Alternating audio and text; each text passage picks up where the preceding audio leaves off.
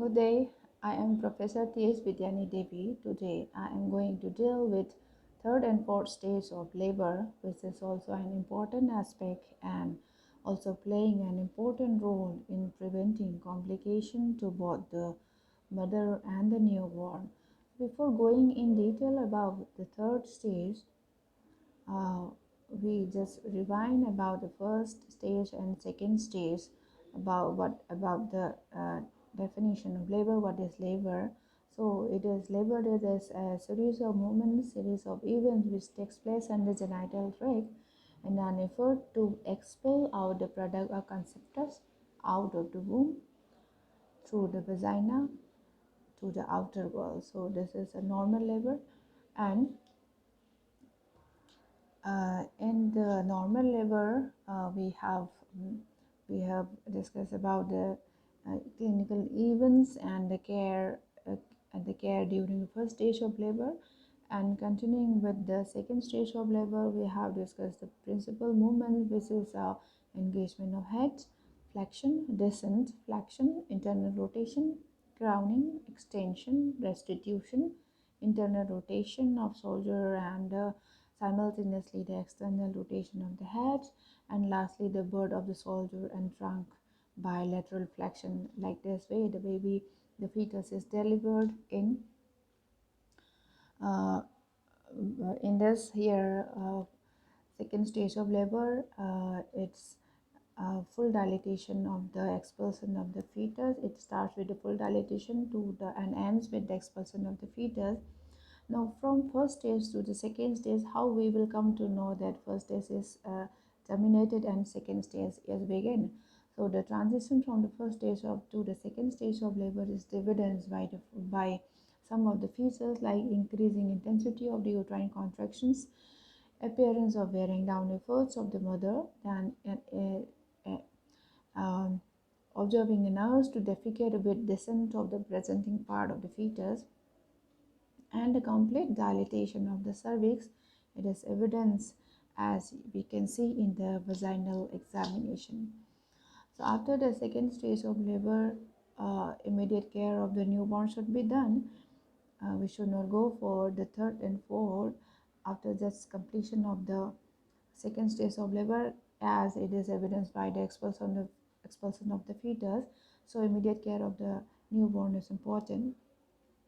So once the baby is breathing normally, baby should be dried and wrapped by pre-warm towel to prevent cooling, and handled to the mother to hold and cuddle and enjoy shoulder rooming in.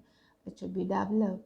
Then if spontaneous respiration is not established soon after the birth, resuscitation should be done immediately, and it should be priority. It should give priority. Then no, it should know the Avgar score of the baby and should be recorded. So like this way we have uh, we we have dealt with the management of first stage and second stage of labor. Now coming in detail about the first stage of labor. So in third stage of labor, what is third stage of labor? It is defined as a stage which begins after the expulsion of the fetus and it will end with the expulsion of the placenta and membrane. So many main changes occurs in the main thing which happening is mainly focus on the placenta. So it is also known as the placental stage of labor, third stage of labor, or the placental stage of labor. It will take 30 minutes to both the multipara and the primipara mothers. If active management is done, it can be reduced up to 15 minutes. So now, in this management of third stage of labor in detail, here we are going to deal with the delivery of placenta, how it is delivered, what are the mechanisms of delivering. Then after delivering the placenta, you will see the examination of placenta and the perineum, and after the examination we will repair the laceration or the episiotomy which we have given during the process of labor. So in delivery of placenta, we will see that we have two stages. So delivering placenta, for delivering a placenta from the endometrium or the uterine layers, First sign we will see is the separation of placenta from the wall of the uterus and into the lower uterine segment or into the vagina. First separation will be there, then after separation only it will descend down and it will expel from the genital tract. Second is actual expulsion of the placenta out of the birth canal. So first is expulsion and first is separation of the placenta from the uterus, and the second is actual expulsion of the placenta out of the birth canal. But here we have two mechanisms for separation of the placenta from the uterus. Namely, it is the Matthews-Duncan mechanism. Second is Schultz mechanism. So what happened in first Matthews-Duncan mechanism? Here we can see in the image also that placenta can be separated. Placenta is round, hard, round disc-like structure in anatomy if we see. So the whole placenta is attached to the uterine layers. So while during separation of the placenta from the uterus, separation can be of two methods, that is marginally it can be separated, or the central portion of the placenta can be separated first. So in first method of Matthews-Duncan mechanism, the leading edge, the margin portion, the edge can be separated and it maybe comes out first. So the leading edge of the placenta separates first and the placenta is delivered with its raw surface exposed. Here in the image also you can see that the leading edge is coming down and the portion of the placenta is above, and the leading edge will lead to descent, and the other parts will follow. Then in Ansel's mechanism, if the placenta is inserted at the fundus and central area separates first, here the it is it's placenta is like an umbrella. If the separation is at the central part, so it will we can imagine like an inverted umbrella. So the placenta inverts and the draws the membrane after it and covering the raw surfaces. So in first mechanism, the raw surfaces is exposed, but in the Schultz mechanism of placental separation, the raw surfaces is inverted and it cannot be seen. And this image also we can see.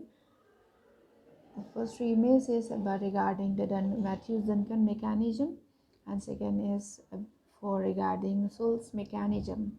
In both the condition, bleeding will be there as there is placenta is separating, so automatically bleeding will be there. But here in the condition of bleeding, Duncan mechanism, bleeding will be little more than the in the beginning will be little more than the Schultz mechanism, as in Schultz mechanism there the separation of the placenta is central, it is eccentric, but in Duncan mechanism it is eccentric, so it is marginal, so bleeding may be seen early. So here you can see in the image Duncan mechanism, the edge is coming first and the remaining portion is following, but in Schultz mechanism it is forming an inverted umbrella. The central separation is holding the blood. Bleeding will see, we can see the bleeding will be occurred, but initially blood will not come more as in the Matthews-Duncan mechanism. So now it is regarding the methods of placental separation, but how we can understand that placenta is separating. So next we will see the signs of placenta separation, how we will come to know that there is placenta separation is initiated. So we have signs of placental separation. The placenta should be within 5 minutes after the delivery of the infant, after the delivery of the new fetus. So it should be started. So first thing is the uterus becomes globular and hard. So when we assess, when we palpate the abdominal part, so uterus, we will feel by our non-dominant hand that uterus becomes globular and it becomes hard. So this is the first sign or earliest sign to that we can observe. Then second thing is sudden gush of blood. We can see suddenly blood will come out after the fetus is expelled. Then the third one is the uterus rises in the abdomen because the placenta, having separated, passes down into the lower segment of the vagina, where this bulk will pushes the uterus upward. Then if it is separated and your placenta comes down, uterus go back, and it is this bulk pushing the uterus upward, so automatically there will be, you can see the length of the cord is increase in the sense that around average length of the placenta cord is 50, it will not increase up to 60. It means what, how much cord length of the cord we can see from outside, it will be increased, like around 20 centimeter. If we are seeing the length of the cord, it will be increased as placenta is coming down. So there will be, you can see the lengthening of the cord. Now now the active management of third stage of labor. So in definition, we have discussed that uh, it is it a time taken during third stage can be reduced if we follow the active management of third stage of labor. So it will help prevent the postpartum hemorrhage, which is an important factor as a causes of maternal death. It will active management of third stage of labor will include the use of oxytocin, control contraction, and uterine massage. Use of oxytocin is an important part. Until unless oxytocin is administered, control contraction cannot be done. So, use of oxytocin should be done with after assessing how much international IU can be given, and after creating the contraction. So next is control contraction and try massage. And control contraction, here you can see in the image also that we, by the non-dominant hand, we should uh, massage or palpate the uterus, and we should only do this if she has had ergometrin or oxytocin already administered. Oxytocin can be given or the ergometrin can also be administered. Ergometrin or the methargine 0.2 mg can be administered IM. If the mother is having a cardiac condition, so we should avoid ergometrin or methargine. We should go for oxytocin, as the ergometrin or methargine directly acts on the myometrium of the uterus, and it is causing burden or workload on the cardiac, on the heart of the mother. So in the image also we can see that you can see that we should pull the cord which is wrapped in the clamp. We should pull it gently. It should not be hurry burry. And by non-dominant hand, as soon as the uterus feels hard, it should lift it towards her umbilicus. And this is the way in the beginning. And after that, our non-dominant hand should massage on the abdomen, and our dominant hand should first pull downward and little backward, and then more on the anterior portions, or it can be released easily and in a soft manner. So once the sign of placental separation has occurred, that we have discussed, the four signs of placental separations occur, the obstetrician or the accoucher should assist delivery of the placenta. It should be by control cord traction, as it is described by Band's Andrews method. And if the patient is awake, mother should be asked to bear down while gentle traction is met on the umbilical cord. So if usually the mother awakes, if but if in some condition, if the mother sleeps or closes her eyes, so she should ask to bear down while gentle traction is met on the umbilical cord. So like this way it can control contraction can be done. So in short, we can summarize in the image. So with the dominant hand we should pull gently, while simultaneously by non-dominant hand we should lift it towards the umbilicus of the mother, and in the second we should pull gently downwards and backward. Simultaneously by the non-dominant hand we should pull it backward, and in the third image uh, we should pull the cord by slowly rotating and little downward and backward and more anteriorly later on. And this time our non-dominant hand should push not to the umbilicus of the mother to the downward condition. So in this condition, how much what we should do? Components of active management third stage of labor. It is according to the FIGO ICM. It's associated by the many studies and criteria we should use to measure the compliances. So first we will see the use of uterotonics. Here, regarding the use of uterotonics. Preferably oxytocin we will use with the ergometrin and the misoprostol or other prostaglandins as second line drugs. The prostaglandin will help in the ripening of the cervix.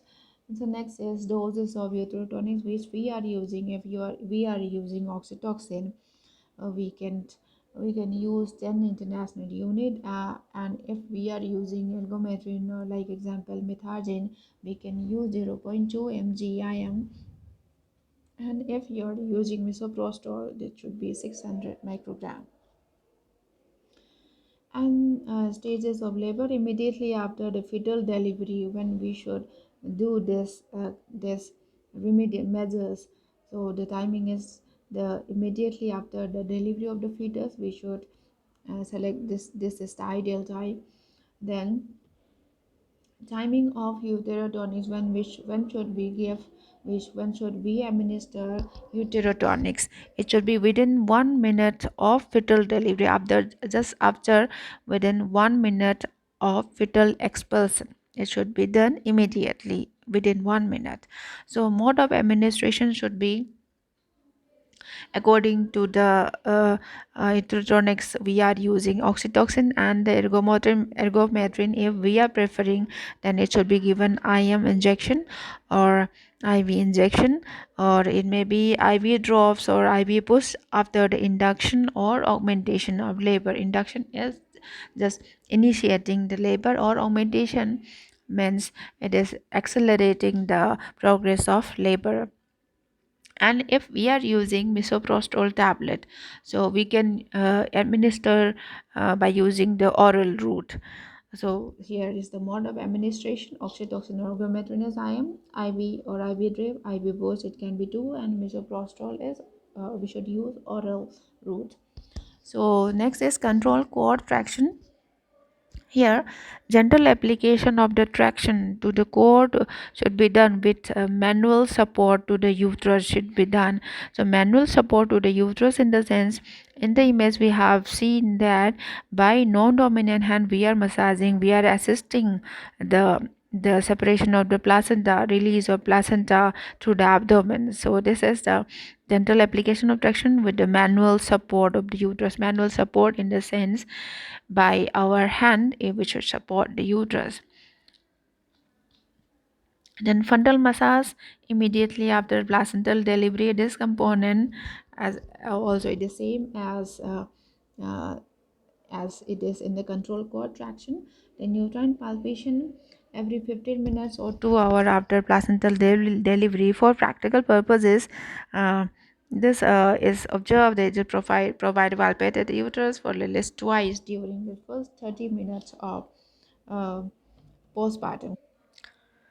Next is examination of the placenta. So here examination of placenta and the membranes. First is The placenta and the membranes and umbilical cord should be examined well for completeness and for any anomalies which we can see during the examination. So, at the same time, the perineal region, bulbal outlet, vaginal canal, and the cervix should be carefully examined, and for the lacerations also, which it can be occur if we are not giving episiotomy in time. So, if the perineum has been torn or an episiotomy met, or a tear or incision should be repaired immediately. So if we are going in detail about this placenta examination and perineal placenta and the perineum examination. So here we can see what is placental examination. We should placental examination is and a thorough inspection and the examination of the placenta and the membranes or the perineum soon after the expulsion of the fetus. For its completeness or any to detect any anomalies or to see any to see the normalcy condition of the placenta and the membranes.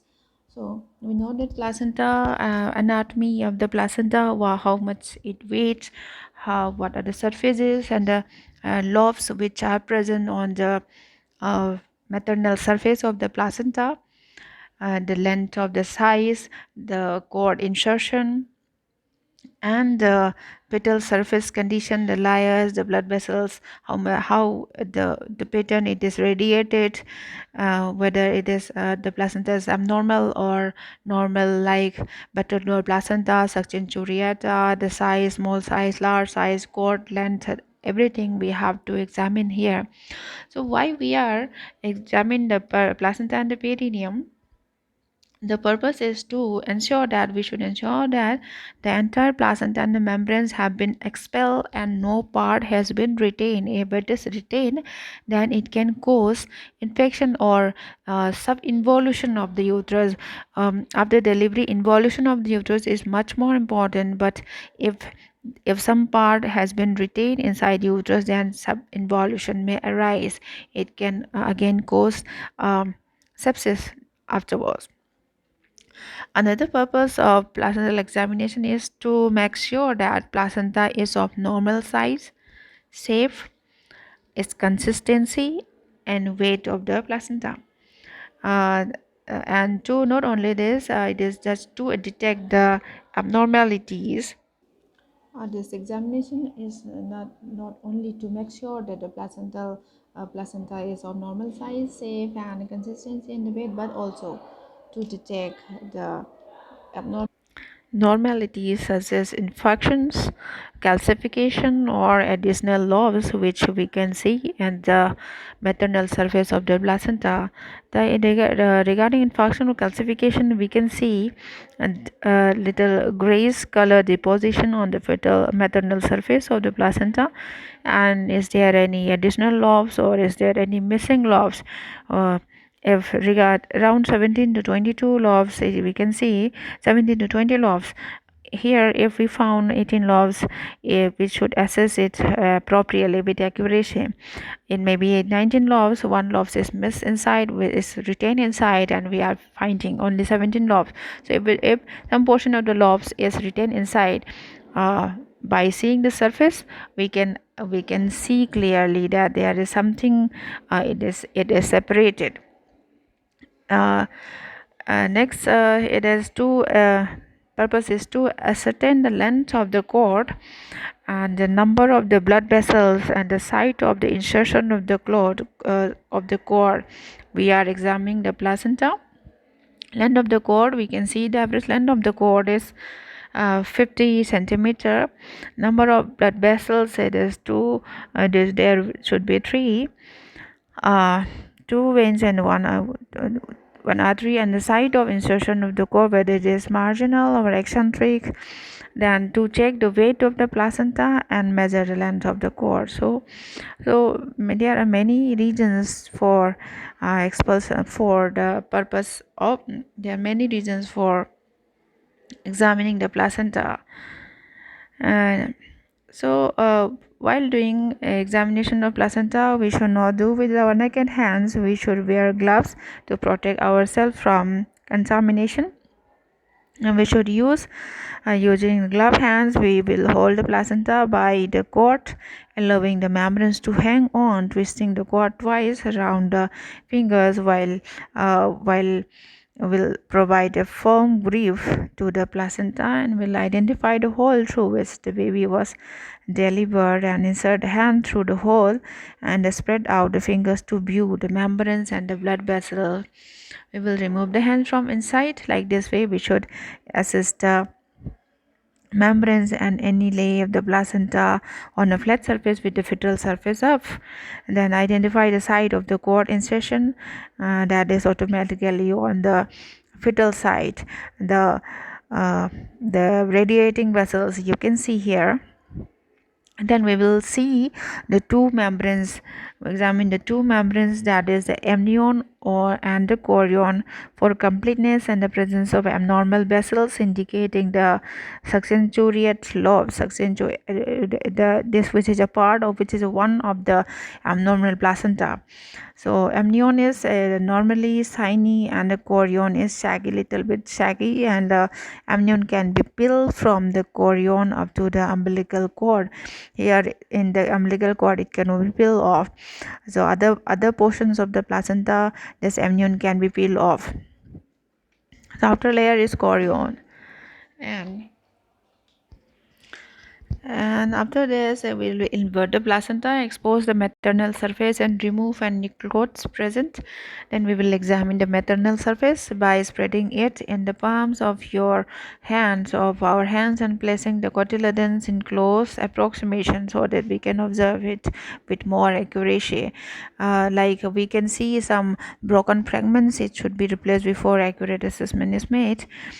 Then we should see for a presence of abnormalities like infarction, calcification for accentuated lobes. Then we will inspect the cut end of the umbilical cord for the presence of three umbilical vessels. Two arteries and one vein should be normally seen. Absence of any absence of an artery may be associated with renal abnormalities. So there should be two arteries and one vein. And we should measure the length of the umbilical cord by holding it and extend it against the graduated surfaces side of the weighing scale. It should be measured. The average length of the cord is 50 centimeter. Placenta should be weighed by placing it on the weighing scale, which is for the weighing of the placenta specifically. The placenta weighs about 1/6 of the fetus of the newborn weight. Like if it is 3 kg, then the average weight of the placenta will be 500 gram. Then it should replace the placenta in the vein for the proper disposal of BMW by medical waste management, as it has been described. Then we will clean the area used for the examination of the placenta and membranes, then weighing the scale and the ball and everything, the equipments we used. Then we will remove the gloves and we will wash our hands with the proper steps. Then we will record in the patient chart the findings of the placental examination and the weight and the placenta length of the cord and any special observation which we have found during examination. It will communicate between the staff members or between the caretakers or healthcare team. So see, this is how placenta examination can be done, and the vulva examination can also be done. After this, here comes the time for repairing.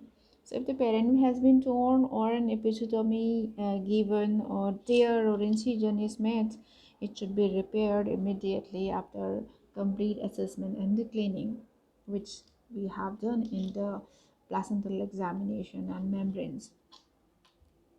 Here, in repair of episiotomy or the tear or the laceration, suturing should be done as soon as possible after delivery to avoid bleeding and infection.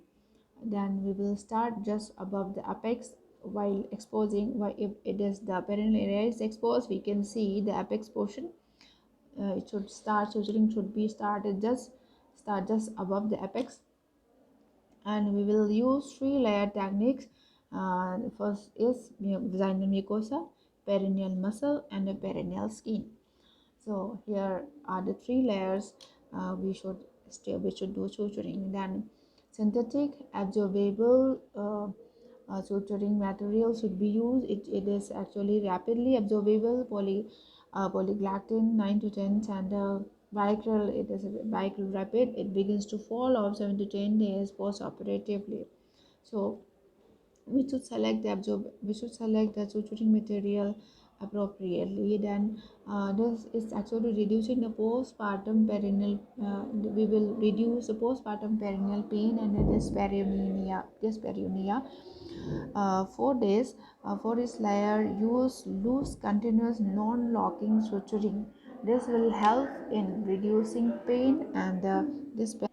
So this is how we can reduce the pain and dyspareunia by using loose, continuous, and non-locking suturing. Next, we will see the how we will do suturing and what are the measures or criteria with which we will follow. First is we should identify the apex.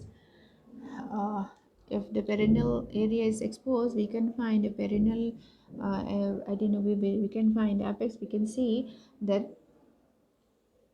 Then we should start suturing 10 centimeter just above the apex. Then a continuous suturing should be done. Then ends at the level of vaginal opening. So here in the first image, the type of suturing we are doing is continuous suturing. Continuous suturing in the sense there will be no making of no nodes in between the suturing. It should be done in the vaginal mucosa. And in the second image, you can see the progress in the suturing condition. It is a muscle layer. Here we can use the interrupted suturing. And in the third image, you can see the suturing of the skin. The portion which we have sutured previously can be seen inside the skin. So here we can use interrupted suturing or subcuticular. In the rutted suturing, we are more using here like mattress suturing. It is more appropriate for suturing in the skin. Next, after suturing, completion of suturing, we should make the unit neat and tidy. The mother should make comfortable and everything. It should be wind up, and we should give the baby feed a newborn to the mother so that roaming in can be developed, and as soon as possible we will try to initiate the breastfeeding. Now coming to the management of first stage of labor. So here we know that it is mainly it is here there is no such events of labor as it is fetus is expelled and the placental membranes are expelled out, everything is completed. Here fourth stage is important because labor is such a critical condition. Being saying normal labor, it is itself is an abnormal condition. It is very the labor word itself, it's a very critical and life threatening condition. So after third stage, management of fourth stage is very important. It's a pivotal stage. Here many ups and down, many fluctuations can occur in both the mother and the baby. So this time we have to observe both the mother and the fetus and check everything. We should monitor all the vitals, all the fluctuations to come to normal. First is in observation, the 2 hours after delivery, which is a critical phase for both the mother and the fetus. This is regarding the first stage of labor. So in the observation, postpartum hemorrhage can occur due to relaxation of the uterus. So in observation in delivery suit, bleeding we should assess regarding the bleeding patterns and the nature, how much ml it is bleeding is occurring, and how much spared it is changing, any signs of infection it can be seen or not, then blood pressure, pulse, temperature, everything it should come to normal. During labor, if the pulse is raised, it's normal because labor is an exhaustive procedure, and if the temperature is raised, it can also be considered as normal because of breakdown of protein or exhaustion. But after the delivery, it should the puerperium chart should come to normal. So we should assess for these fluctuations in the vital signs. Next, so after monitoring, we will check before discharging the patient from the delivery. First, in the uterus, we will frequently to make sure it is firm and not relaxing. The relaxing uterus can cause the postpartum hemorrhage. So postpartum hemorrhage can occur due to the relaxation of the uterus. So we will make sure that it is not relaxed, it is firm. So remove any presence of intrauterine blood clots. Clots interfere with the retraction and normal hemostatic mechanism of the uterus. Retraction in the sense, this is also a part of the physiology of the labor. It is the permanent shortening of the uterine muscles, which is an important aspect during the puerperium period. And in introitus, to see that there is no use, there is no tear. Then in bladder, bladder should be kept empty. Full bladder can also interfere with the uterine retraction, which is a permanent shortening of the uterine muscles. Then for baby, breathing condition, breathing pattern should be assessed. Breathing should be proper, it should be well, and that of the color, tone, everything should be checked. It should be normal. We can see, we can compare with the Apgar score. With the Apgar score, we can assess the baby's condition. So this is regarding the fourth stage of labor. With this, whatever the necessary investigation it should be done, it checked out and the further um, discharge education should be given to both the mother and the attender, which are along with the mother or the family members, so that they can take care of both the mother and the fetus at home. So with this discharge advice, we will with the follow-up advice we will discharge the mother and the fetus. So this is regarding the third and fourth stage of labor. Thank you.